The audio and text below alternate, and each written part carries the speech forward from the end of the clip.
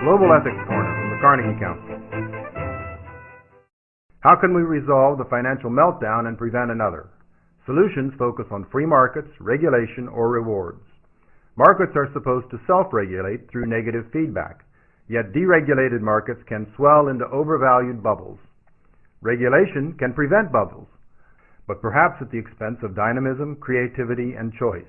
Unfortunately, regulation also favors one player, sometimes correcting abuses while simultaneously triggering future time bombs. Rewards can work as well as rules.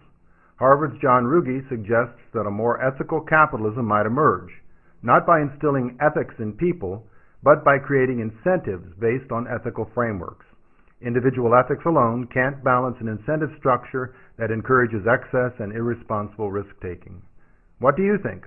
Should we let markets work with minimum intervention because the dangers of regulation, while different, are just as great?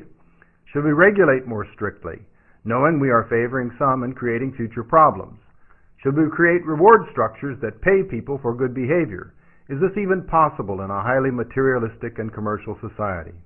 Perhaps we should balance all three. But how?